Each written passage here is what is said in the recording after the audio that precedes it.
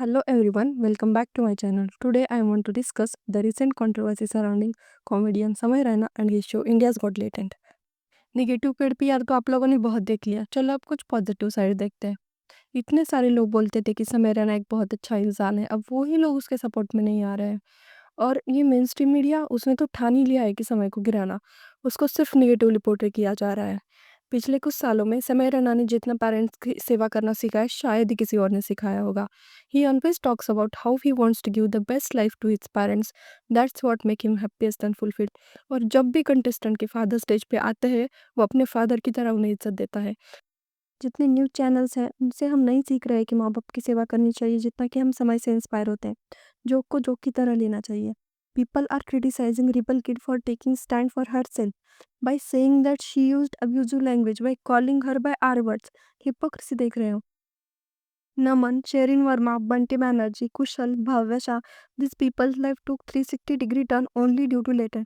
And even अगर कोई show जीतता भी नहीं है तो भी वो रातों रात फेमस हो जाता है, पर यह सब मीडिया नहीं बताएगा क्योंकि इससे उनका फायदा नहीं होगा। What if I told you that this entire controversy surrounding Samay Rana isn't just an accident? What if this was a carefully planned move to bring down Samay? Sounds crazy, right? Well, let's break it down. So, for those who don't know, Samay Rana ka show India's Got Talent has been crushing it, bigger than most OTT platforms, Bollywood movies, and even the most top podcast. And guess what? He did it all just using YouTube. No big production houses, no massive PR budget, just pure content and a loyal audience. That alone would have made him a target. But आगे क्या हुआ, चलो देखते हैं। जो joke जिसकी वजह से ये पूरी कंट्रोवर्सी हुई है वो समय ने बोला ही नहीं था। It was said by Ranveer Allahbadia, also known as beer biceps, on Samay Raina show. The exact same joke has been used before at international truth or drink content, लेकिन जब ये यहाँ हुआ it's a massive problem. Now let's take a step back. This the pre recorded show. It goes through multiple rounds of editing before release. आपको सच में लगता है कि समय की टीम, रणवीर की टीम और एंटायर प्रोडक्शन क्रू को रियलाइज नहीं हुआ होगा कि एपिसोड रिलीज होने के बाद लोग उस पर कैसे रिएक्ट करेंगे? Of course they knew. Ranveer's content strategy has been one of the most calculated in India. His manager understand what get views and what gets controversy. Here's where things get suspicious. अगर joke Ranveer ने मारा है तो why समय is facing all the hit? Why Latent is being attacked, asking to be cancelled and not Ranveer's brand? क्योंकि समय सिर्फ एक कॉमेडियन नहीं है. He is a threat for industry. He built India's Got Latent without the support of Bollywood, OTT platforms, even the most corporate sponsors. He was pulling larger audience than most movies, paid podcasts, or even streaming platforms with only YouTube, and that made him dangerous because if one independent creator can shake the whole system, controls the entertainment industry. Now, suddenly, after one controversial moment, there was a massive campaign again to take him down. Does that sound natural to you? Why they are telling that India's Got Talent should get down and not the Beer Biceps channel? The moment this goes viral, the big entertainment industry associations wrote down the letter to government demanding actions against the show. Seriously, यही same industry promote करती है nudity को, scandals को। Suddenly they found a joke on a parody show to be morally down? Think about it and let me know your thoughts on it. Ranveer Allahbadia ने जो बात बोली वो बिल्कुल गलत थी और सब इस बात से एग्री करते हैं, और उसने खुद ने अपने सोशल मीडिया हैंडल पे माफ़ी मांगी है। अब इससे ज़्यादा वो क्या ही कर सकता है?